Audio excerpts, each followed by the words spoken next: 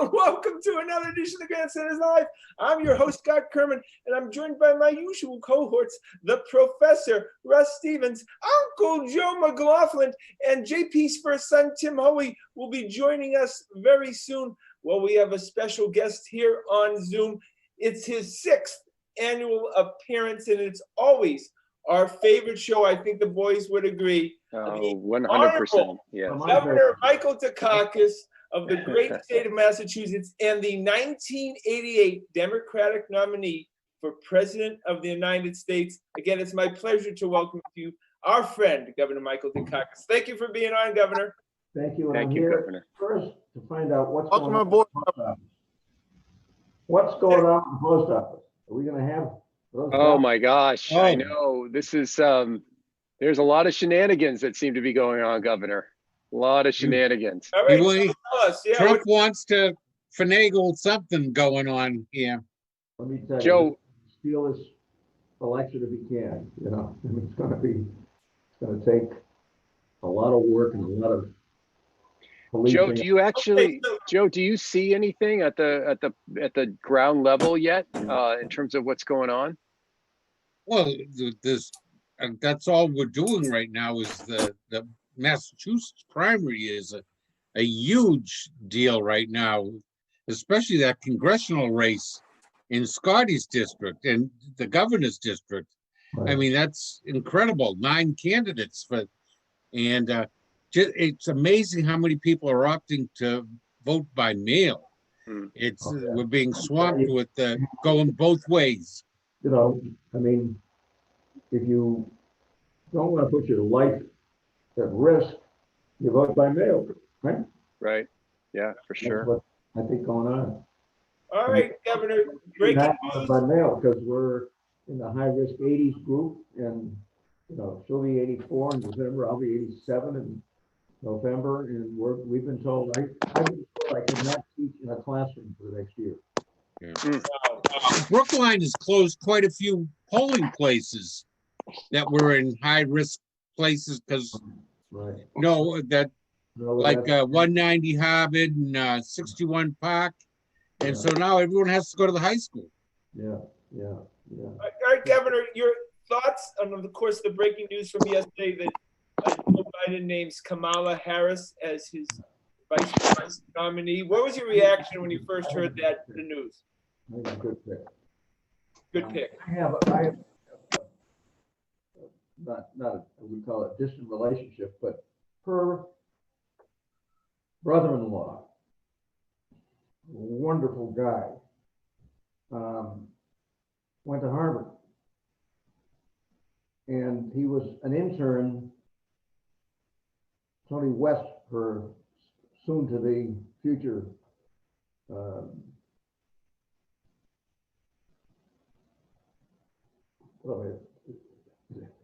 I'm not losing it. Anyway, who married her sister, her brother-in-law, was at Harvard and was an intern in my governor's office and subsequently went to work for me during the presidential campaign. I mean, worked. Right. Wonderful guy. Wonderful. And then went to Stanford Law School, was, I think, president of the Law Review, and was the #3 guy in the Obama Justice Department. Tony West. And we were at his wedding. With Myrna. So I assume Kamala was there, but Yeah.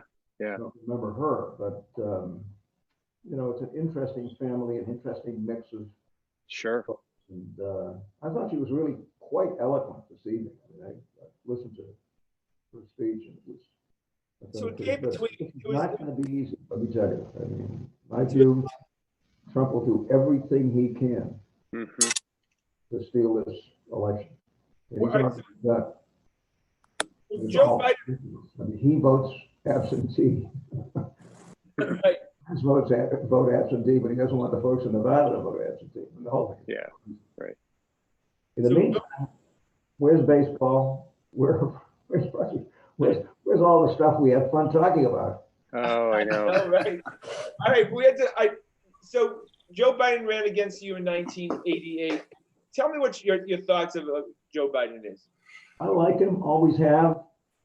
I think he's a good guy. I thought he was an excellent vice president. He and Obama obviously had a very close and a very good working relationship. And that should have a lot to do with what should be a similar relationship that he has with Kamala.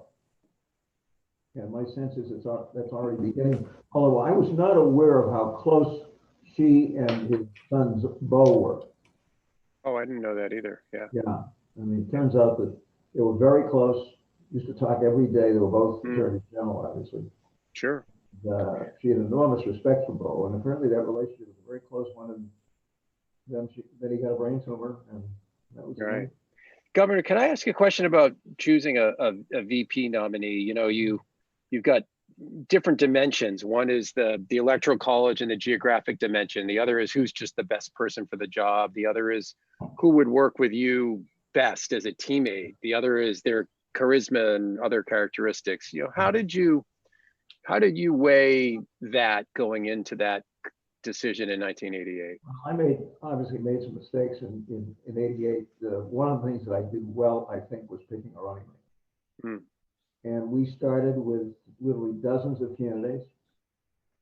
I narrowed it down to 4, and you recognize all of the names. Any one of them would have been a very good running mate.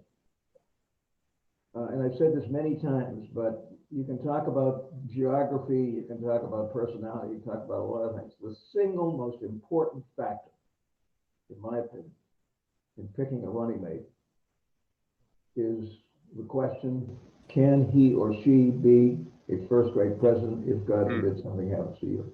Right, right. And I picked Lloyd Bentsen, and I think I picked well under the circumstances. In fact, if I had done a better job myself, he could have made the difference. Now, but I think that's very important. Geography is important, personality is important, and so on and so forth. Can I pipe in here for 1 second? Sure. Sure.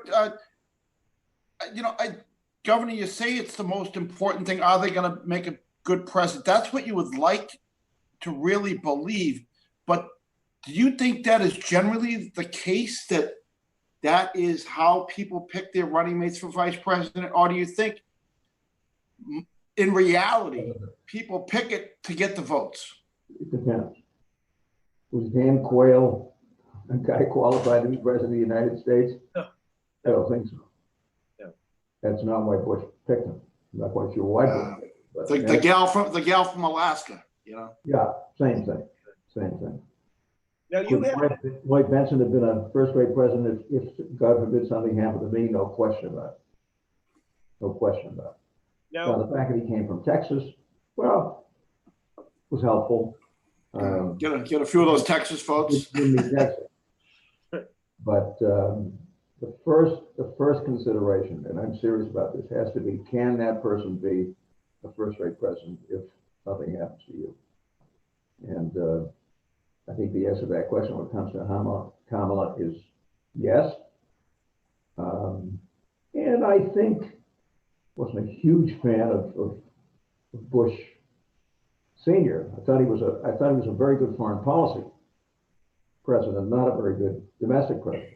I guess people agree with me because that's why he was not reelected. But he was a very good foreign policy president. And he and Gorbachev basically negotiated the end of the Cold War, which is now, I'm sorry to say, beginning to return. Can you believe this, folks? Can you believe we're going back into a Cold War? I had to. Us in China. What's the matter with us? I mean, look, China will be a democracy maybe in 75 years. But in the meantime, they're an important country. They're a powerful country. And I think it's important that we get along. Now what do we got? We got a situation where the Chinese are messing around with our election because they don't want Trump reelected. And the Russians are messing around with the election because they want Trump reelected. What is this? And nobody should be messing around with our election at all. Exactly. And why are we permitting it? In point of fact, maybe we've talked about this in previous programs, I don't remember. But, I mean, adopting digitized voting systems is crazy. Yeah. Look, you guys aren't old enough to remember the old voting machine, are you? Did you ever vote in the voting machine? Oh, yeah. I remember the voting Sure, machine. absolutely, sure. You walked in, you remember, and you flip the curtain and then you Yeah, went down the line.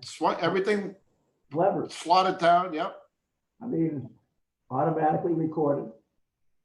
It was not digital, so you couldn't interfere with it. No hanging chads. Huh? No hanging chads. Yeah, right. And you were in and out of that process in a matter of minutes. I mean, we had the count by 9 o'clock. Right. That's Why true. did we ever go to this computerized system, which is so easily invaded? It's crazy. Oh, my God. So, Okay, so I had to ask you, so I go on Wikipedia a few days ago because it seemed it was between Kamala Harris and Susan Rice. And Susan Rice, it seemed, was an advisor to you in 1988, is that right? I think I'm trying to think, she certainly was involved and worked closely with Madeleine Albright, who was my key foreign policy person Okay. in that campaign. And she's very good. Yeah. Now, does she have the kind of political experience that Kamala has? Well, obviously not in that sense, but she certainly has been involved in public life for a long time. She would have been a good pick. I don't think there's any question about it. Yeah. But I think this was an excellent pick. Well, the biggest hot topic issue, it seems, right now as we speak, and it's a huge issue in Brookline. So, of course, I have to ask you, is about the whole school reopening across the country and here locally. What's your viewpoint about schools reopening? I don't see how you can open the schools. Not as long as you have this threat. Unless you got 5 kids running around the house, Governor, then you'd. It's a problem, no question. I about it. know. And we should be doing everything we can to try to somehow give those kids a reasonably decent education, even in the course of this thing. But the reality is that's going to be extremely difficult, and all we need is a flare-up. In this community, that community, some other community, everybody's going to go crazy. So I think It's almost like we have to put the world on hold for a year and a half to get this thing straightened out. you think so? I don't know. I mean, Look, we need there's so many things to do. We need strong national leadership, which will end this. Can I mention Greece? I'm kind of close. Yes, please do. They have 11 million people. I think they may have slightly more than 200 fatalities. Now, why is that? Because we've got a new prime minister who, by the way, was at the top of his class at Harvard across the river as an undergraduate.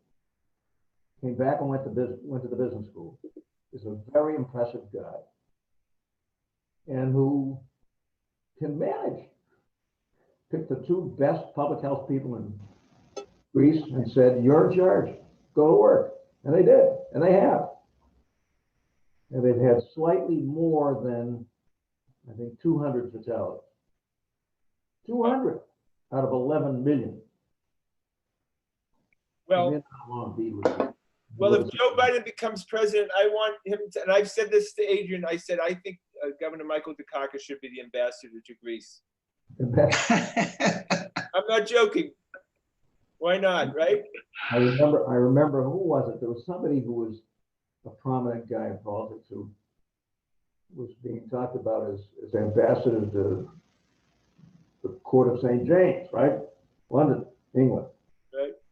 And he said, it might have been Mondale, I can't remember. And I think he said, I pay for my own vacation. But he ended up. Governor, do those ambassadorships come with the retirement package? Say again?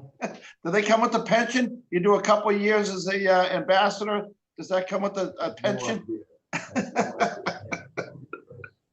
See, I'm from Jamaica Plain. That's how we look at every piece of work. You know? Yeah, right.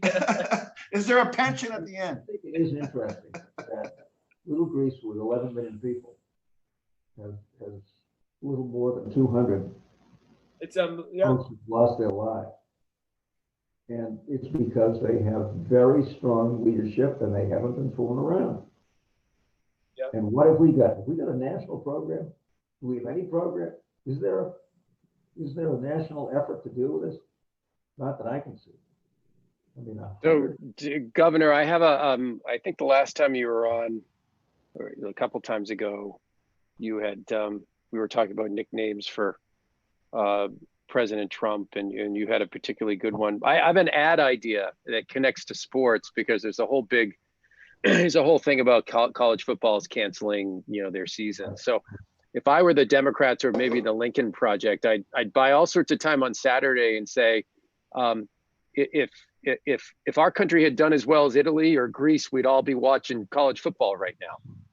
Ooh, that'll get the Southerners to wear their masks. Just blanket the airwaves, because you're right. If you take a look at all the curves in those countries, Italy and Greece, countries that we think of as having unstable governments or public systems that have been socialized, right?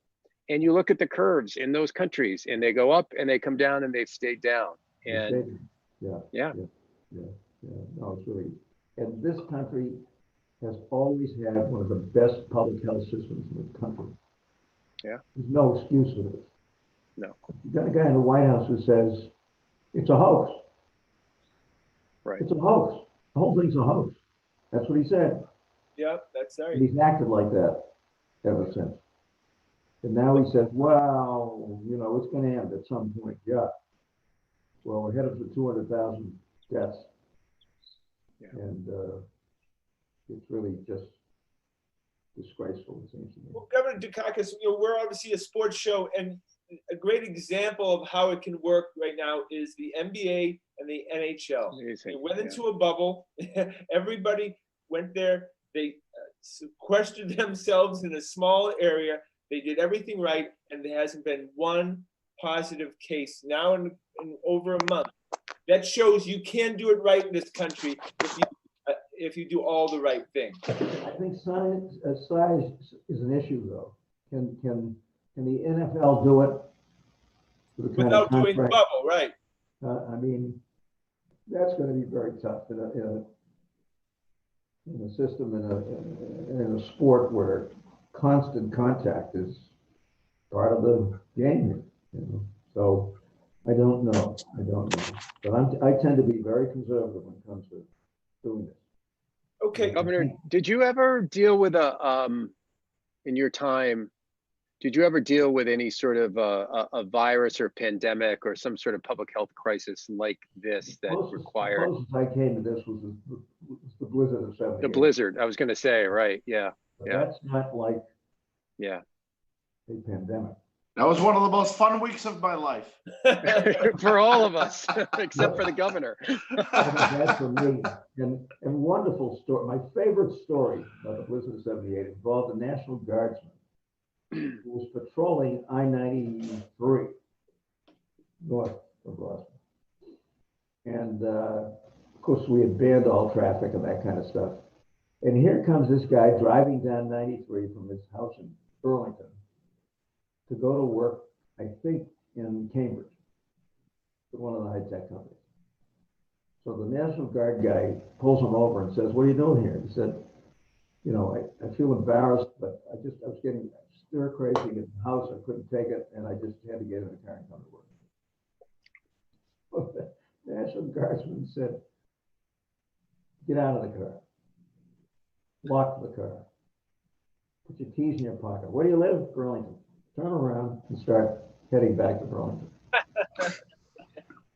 And then he said, and he took a few steps, and then he said, "Wait a second." He took out a piece of paper and he wrote something on it and gave it to me. He said, "When you get back to Burlington, read this." Anyway, and the car was left on the highway. Guy feels, embarrassed, so on and so forth, and starts walking. And after 5 or 10 minutes, reaches into his pocket and takes out a piece of paper.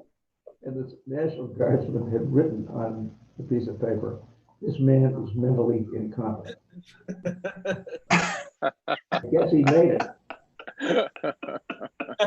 But, lots and lots of stories from Blues of '78, but that's nothing compared to it. Yeah, no. Yeah. My story from '78 is all the National Guard guys came to drink in the local bar and hung all of their heavy-duty National Guard winter clothes up. And 2 weeks later, everyone in my neighborhood was wearing National Guard winter clothing.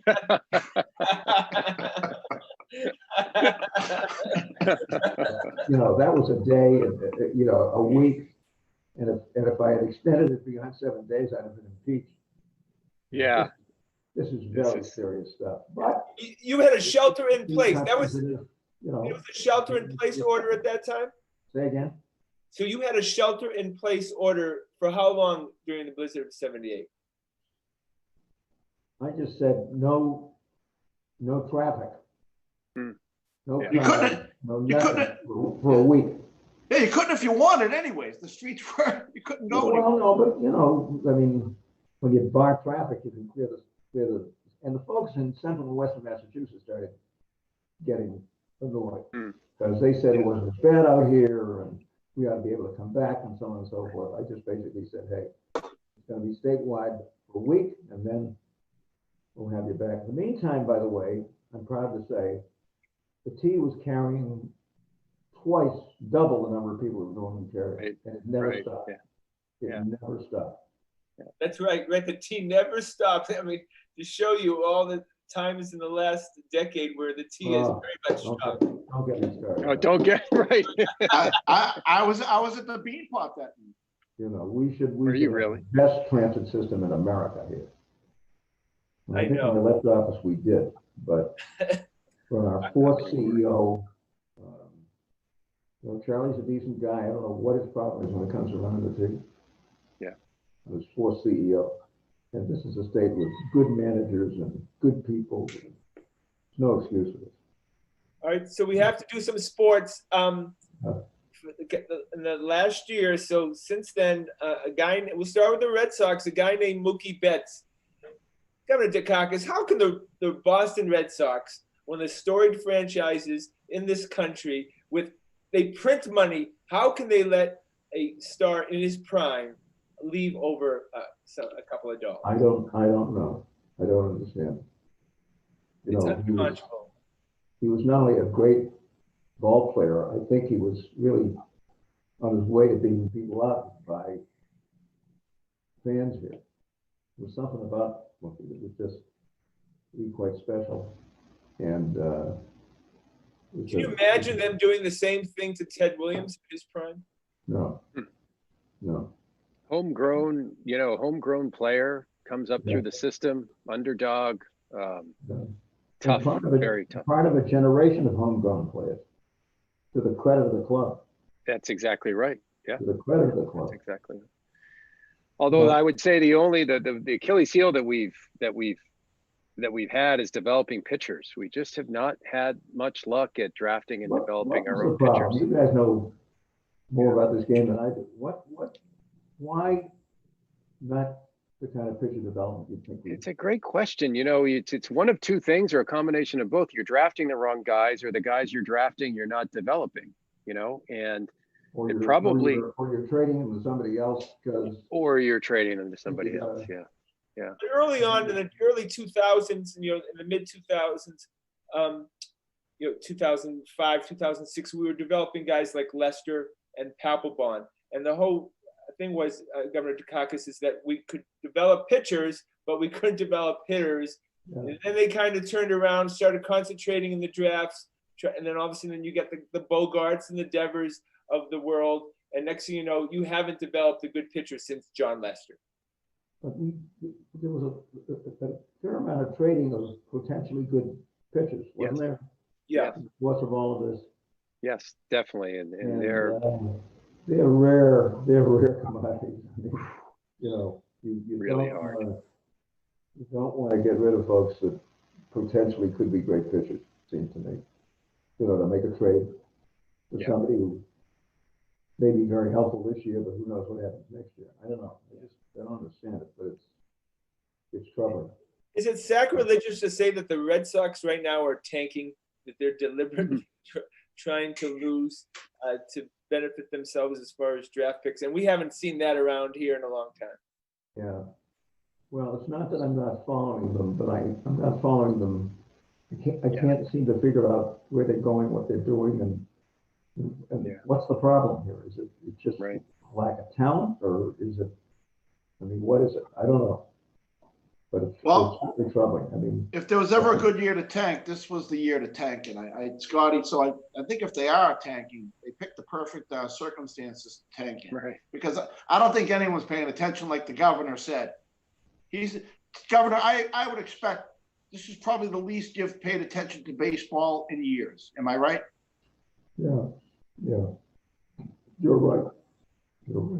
But it's troubling in a town like this where that's the game. Right. And for guys like me, I mean, with all due respect to the other professional athletes, and we've got them, and they're good. But I'm still a Red Sox fan. Well, not right now. It's hard. You know, that they played a game the other night. It was a 9-inning game. It was 4 hours and 24 minutes long in a 9-inning game because they're going with relief pitchers, a bunch of relief pitchers, one after another, and over the course of 7-8 innings, right? And it just gets it's very difficult to watch, and you just don't know these guys. Would you stay, Governor Dukakis, if you were at the Red Sox game for 4 hours and 24 minutes, would you stay the whole game? Governor, I'd probably stay the whole game. You are a strong man. What can I tell you? I mean, I just you love the game. Yeah, you love the game. I love playing as a kid. Yeah. And I say to folks, hey, if you're going to go to a baseball game, plan to stick around. No, you're not going to be out of there in 2 hours. That's for sure. So enjoy it, watch it, and savor it. But so are you watching the Celtics play at all? I mean, out of all the sports, it seems like the NBA has got it right. They seem to be handling this pandemic better than. And I admire them for it. I got to tell you, it doesn't have the same appeal to me. The Red Sox. Right. Well, we got to give the NHL a little credit there too, Scott. The NHL is doing very well too. Well, I mean, just the fact that going back to Scott, something you said, there have been no positive tests in either the NHL or the NBA over the last 3 weeks, and we're talking hundreds and hundreds of players and coaches. It's really not that hard if you put your mind to it to not catch this stuff. I mean, if you take your precautions, it's not that hard. I think you're right, Tim. They just basically said, well, they had an advantage that baseball didn't have. Baseball to start a season and to finish a season in a bubble is a lot to ask of these athletes. But with the NHL and the NBA, you really only had a handful of regular season games and then the playoffs. But I think they took it seriously, and in this notion of not going out and staying in the bubble and really limiting the interaction, it's really remarkable. I would never have guessed that they'd have 0 positive tests after a month. Since this started, the job I have to be out every day and going places and doing things. Yeah, I wear gloves, I wear a mask, I use hand sanitizer, I wash my hands. Yeah. Just do the basics and you're not going to get it. Great point, Tim. Do you guys understand what this revolt against this is all about? 250,000 guys with motorcycles in South Dakota. What is this all about? Yeah. I mean, we're talking about a serious disease that kills people. Yeah. Why is everything politicized now, Governor? Why is everything politicized? Why are masks a political hot topic? I don't understand it. I just don't understand it. Well, I think they take their cues from leadership. And look, I think the president had an opportunity at the beginning of this to not rectify his image, but to to certainly start to change people's minds. If he had said from the beginning and taken it seriously and said, we're all wearing masks, we're going to stay shut down until we get past this spike, and we're all going to, do things to protect each other during this crisis. Gradually get back to normal. Exactly. He had an opportunity and he just didn't take it. And for the life of me, I don't understand why instead, Scott, to your point, he politicized it from day one and refused to wear a mask himself. I mean, how can you call this a hoax? I guarantee you that Governor Dukakis would have worn a mask on day one of a crisis like this to show everybody that the thing that you have to do is wear a mask. Timmy, you wear dozens of governors who have done so. Absolutely. I've been, and I've had people come up to me and say, "Take that foolish mask off." I can't believe it when they say it. You know what? Just breathe. Take it off so you can breathe. I look at them like. What do you say to them? Timmy, what do you say to them when they say that to you? I say, I value my health and I value my mother's health, who's 84 years old. That's right. Yeah. Does that stop them a little bit? Do they? Well, look, but masks are nothing new. When you go into any hospital, and I go into Dana-Farber all the time, if they say, if you have any kind of fever, cough, sneeze, and stuff, please put on a mask. And of course, everyone obliges and they're happy to do it. This isn't an original idea of the public wearing masks in certain situations. I just can't, it's unbelievable to me. I think if somebody said everybody wore masks, this thing would go away in 6 weeks. I don't know if that's true or not, but. So how, Governor Dukakis, how is your life changed, your activities life? Do you go for walks? Are you spending pretty much all the time in the house? How has your life changed in the last 5 months? Well, it was complicated because of what happened to me when I was out at UCLA in the winter. Right. Because I got this cough, which turned into pneumonia. And even though the air quality in Los Angeles is 1,000,000 times better than it used to be. I mean, I don't know what you guys went around. Yeah, I lived out there. Yeah. I remember going to the 1960 Democratic Convention when Kennedy was nominated. And it was like living in a toxic stew. I mean, your eyes burned and teared and, a great city, but you couldn't wait to get out of it. Right. It was, for us Kennedy fans, a very good convention. I mean, and a successful one. But it was awful, just terrible. And today, the air quality in Southern California is really very, very good. But it does have apparently these particulars, which are still flying around, and will affect some people with coughs and cold. And that's happened to be every year that we've gone out there. Okay, fine. So, I coughed for 3 or 4 weeks, but it didn't interfere with my teaching or that kind of stuff. This year, for some reason, it continued. And I finally had to go into the hospital with this cough. It had nothing to do with pandemic or any of this kind of stuff. I was there for about 10 days. They hit me with antibiotics. I get out.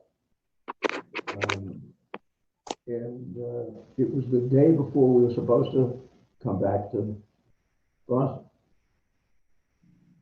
And I guess I started acting kind of funny. Fortunately, our son was with us at the time. And he picked up the phone and called the doctor back here, who said, take him to the hospital immediately. Yeah. And I was in the hospital for another week and was operated on. Wow. For brain abscesses, if you can believe it. Fortunately, and one of the docs was nice enough to call me and say, you're going to be perfect, don't worry. Oh, that's great. But then I feel fine, but it was pretty scary. Sure it was. And then you came back. Nothing to do with the virus. With the virus, yeah. Yeah. Hey, Scott, could I ask another political question? I just got to take the opportunity. Sure. So, Governor, back in 2016, you very prophetically said that the key to that election was going to be running 50 states, that she needed to run in 50 states. And ground operation and get that vote out. And you turned out she skipped 3 states that she shouldn't have. As you look at this election, do you say it's essentially the same fundamentals, that it's about 50 states and getting out the vote, or are the dynamics different? The answer is yes, but the dynamics are just so different. I mean, how do you go up to somebody and knock on their door? Right. You stand on the sidewalk and yell or something. It's just so different. I don't remember ever being involved in anything quite like this. Yeah. So you've got to find other ways to do it. And that's especially important for the Democrats because turnout is going to be very, very important. Yeah. And it's obvious that Trump is doing everything he can to depress turnout in Democratic leaning states. So you got to deal with it in that way, but this is just so different from anything we've ever had to deal with. It's remarkable. 50 states, every precinct, you've heard me say this. Can't do it this time. Yeah. Once it was clear that you had become the nominee, and before the convention, how much of your time was spent fundraising? Not a great deal, interesting you know. No, we did fundraising, but we were not raising the kind of money these folks are raising. Right. I mean, I don't know how much. 300 million. Huh? I mean, whatever it is. Yeah. The governor was and most of it was grassroots stuff and relatively small contributions. And we had we there were restrictions on what you could do and what you couldn't do, and we followed them very carefully. Now it's especially with that Supreme Court decision, there are no restrictions on how much you can raise. God, I had the pleasure of actually working for the governor's fundraising operation in 1988, and if I remember correctly, you leveled the playing field as much as a Democrat had ever up until that point leveled the playing field in terms of fundraising. It was the first time the Democrats went toe to toe with the Republicans and I think in a long time, right? Yeah. So my favorite, a lot of favorites, but my favorite was listening to too many people who said to me, well, this precinct-based grassroots organizing, that's okay if you run for city council, but not when you run for the first state. And I listened to them. They're a mistake. It took Barack Obama to prove that precinct-based grassroots organizing works in presidential campaign. Yeah. And I just didn't do that, unfortunately. I know it's tough to pick one topic or one issue, but what do you think the most important issue of this 2020 election is? Coming up, this election? Yeah. Well, immediately, it's dealing with the pandemic. Right. Right away, decisively and effectively, and showing results. Right. It's got to be at the top of the agenda. And then secondly, and this I don't think should be that difficult if you deal with the public health problem, is getting the economy back. But I think you can do that if you look at these other countries, how their economy is doing really quite well. Right. You can't have the economy until you deal with the coronavirus. I mean, that's right. Great point, Tim. That's a great point, Tim. You're not going to get your job back till you quit drinking if you're a drunk. It's kind of the same thing. Right. Yeah. No question. You've got to solve this problem right away. And you've got to mobilize people. You've got to use the authority of the federal government as you go. It's extensive if you want to use it. And so nothing really happens until we deal with the virus situation. Yeah. And everything else is. I don't understand. I don't know Trump. I don't understand him. He was actually had good things to say about me in 1988. Believe it. Okay, but he must have needed a loan. I like this guy Dukakis, but I don't think I've ever met him. But I don't understand the guy, and I think there's a lot of reasons for that. But why would you think that this was your single most important priority? Totally. Especially if you care about the economy. Because you're never going to get the economy moving again unless you solve the problem.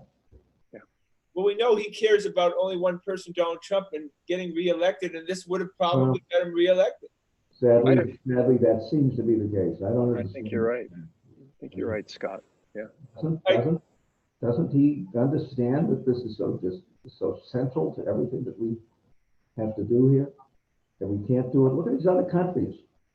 What's our problem? I mean, it's embarrassing. It was almost like trying to stick his head in the sand and it was just going to go away. But you know,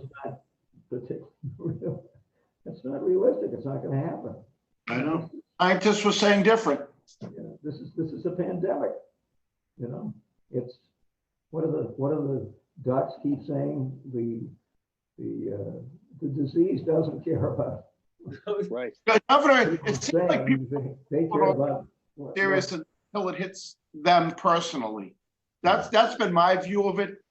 A lot of people I know didn't take this thing seriously until someone they knew intimately either passed away or got very sick from this.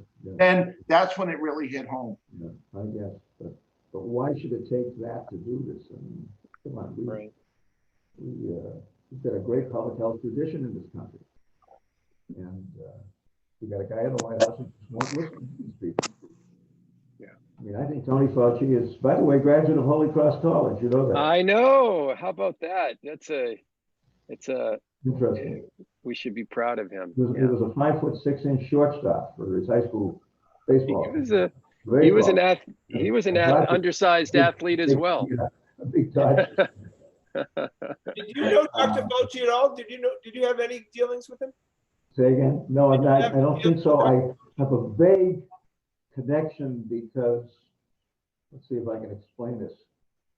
My daughter is married to a guy who is very close to a guy who's married to Fauci's sister. There you go. Okay. They're almost like related. Interesting way. Yeah. But I think he's an extraordinary human being. He sure is. Tells it like it is. And why wouldn't you listen to him? It's one of the great mysteries in all of this. Dr. Fauci's been around forever with the greatest reputation in Washington, D.C. That's why this is such a joke. It's really crazy, isn't it? So anyway, I have let's hope that the voters do the right thing and we get ourselves some. So I would be remiss to ask you what your feeling is about the police. I mean, obviously, this has been a huge topic. Defunding the police, police reform. What's your feeling of I mean, you've dealt with police, the state police, the local police, your whole career. What is your feeling in general about how police go about their business? Let's put the Massachusetts State Police and at least one unit of it to the side because I don't understand. I can't imagine that happening when I was governor. Now with Charlie Barry's the Secretary of Public Safety, I mean, I just can't imagine this. I don't understand what is going on here. But overall, and it's important for people to understand this, community policing in Boston and in Massachusetts has been transformed over the last 20 or 30 years, right? Without a doubt.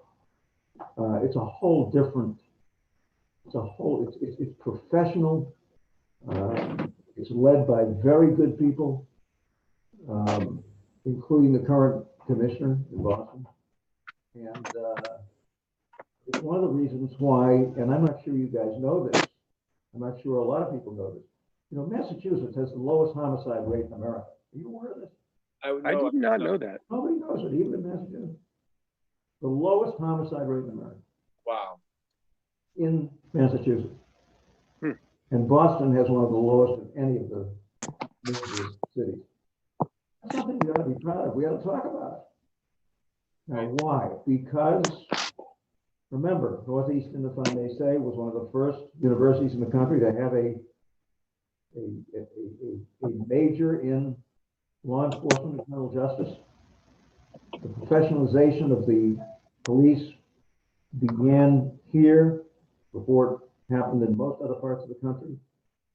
And I work with these guys. they were in many cases second-generation police officers. They came out of policing families, but they all went to college.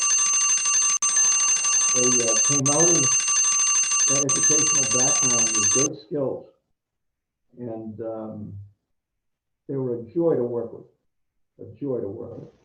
And it's one of the reasons why we have about 50 homicides a year in Boston. 50 too many, but 50. Wow. Because of intensive community policing. Bill Bratton was one of them, but there were others. And I was in Los Angeles during the winter when Bratton was out there for 7.5 years, transformed the relationship between the people of Los Angeles and the LAPD. Transformed that relationship. Then went back to New York, as you know. We don't, for some reason, don't seem to know this. Maybe folks like me should be talking more about it. It's really made a huge difference. And I see it in my local police here in Brookline. I see it in Boston. I see it in terms of how our police officers these days work and function. And we should be proud of it. I'm not for defunding the police. I don't know what that means. Yeah, I don't know. I don't think people even know what the word defund is. I don't think. We need well-trained, well-financed, well-supported police. Yeah, I mean, I think this definitely needs to be in a way which is compassionate, responsible, sensitive, and treats people well. But it's the idea that you can somehow get rid of the police is crazy, in my opinion. It's absolutely. So we just have Boston is a very good example of where modern, concerned, compassionate, but effective policing has been happening now for several years under good mayors who picked good police commissioners, and we're lucky to have them. But you guys didn't know we had the lowest homicide rate in America, did you? No. Why are we saying that? I'm proud of our Boston police force. A lot of my friends are on there, and I think they do a great job. Boston, but Somerville, I mean, that, generally speaking, policing is highly professional now. It's done well, and nobody's talking about that. You have to notice that Boston has typically not had the problems that a lot of other cities have had. Interesting, isn't it? Interesting. Yeah. We have to hats off to them for that. It hasn't. It hasn't. But would you give Menino credit for that? He seemed to have a great. I think it's a series of mayors. Yeah. I mean, Tommy Menino was mayor for what, 20 years, but he had other folks before him and after him, all of whom shared this commitment to genuine community policing. And in point of fact, if it's done right, it works. Okay, we got 1 minute left, so I have to ask you, Governor Dukakis, who's gonna will Joe Biden be the next president of the United States, or will Donald Trump be reelected? I think Biden and Harris will be elected, but I don't trust Trump as far as I can throw him. He will do everything he can to steal this election, in every way he can. I mean, the guy is a little off, He sure is. Yeah, that's you. You could more than a little be any off. nicer than that. Gonna be a year, that's for sure. I mean, Well, I can't thank you enough for being on this show. great to Thank be you. with you guys, and I hope next year we'll be back talking about Sports, yes. Yeah. Yeah, absolutely. Games that we've been to. that country that's If you're getting big- its act back together again. Well, the Bruins won today anyways. Yeah, Yeah, yeah, good- but it's a good there'll day be today. happier times soon. I know it. So I want to thank, of course, Governor Dukakis for being on this show, and of course, hello to Kitty Dukakis, who we loved seeing the last few years, and send her our love. I want to thank, of course, the boys for the show, and everyone behind the scenes, of course, Corbin. Please check us out on our website at thegrandstanders.com, and tune in again next Wednesday night at 6:30 for another edition of Grandstanders Live. I'm your host, Scott Kerman. Have a great and happy night.